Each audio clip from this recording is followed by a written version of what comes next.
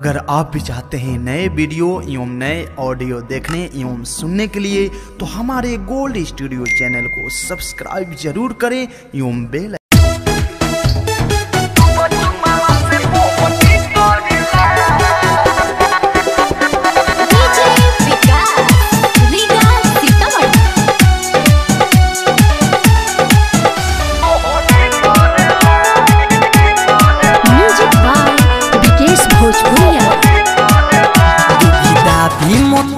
बढ़ियाई लेके खुरपी रहे खड़ियाई दुधिया भी मोथा बढ़ियाई लेके खुरपी रहे खड़ियाई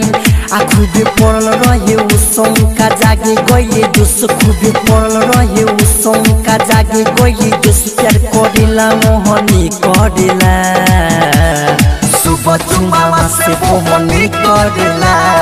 लहंगा में सोया सोहनी करेला सुबह चुमावा से मोहनी करेला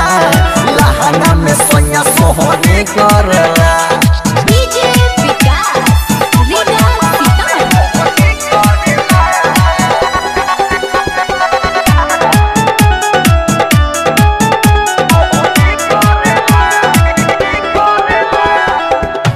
डनेरिया दाएं बैठी जाले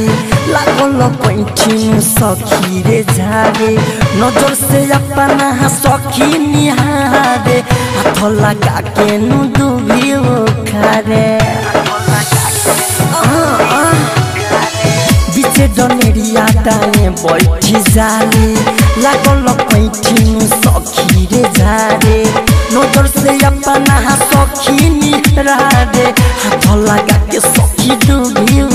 खारे कबो ऊपर छापर संयम दुनु धई के कलैया कबो ऊपर छापर संयम दुनु धई के कलैया कोहनी करेला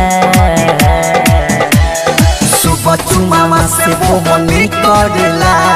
लहंगा में सोया सोहनी करेला सुबह चुमावा से कोहनी करेला लहंगा में सोया सोहनी करेला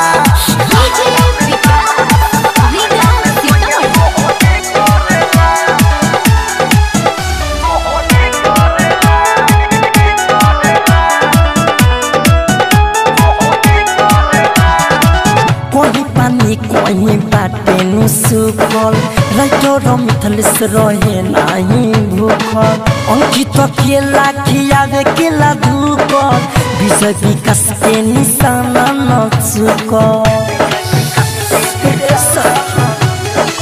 कहीं पानी कहीं बाटे नु सुखल राइटर मिथलेश रहे नहीं भूखल अंकित केला खियावे केला धूकल विजय विकास के निशाना न चुको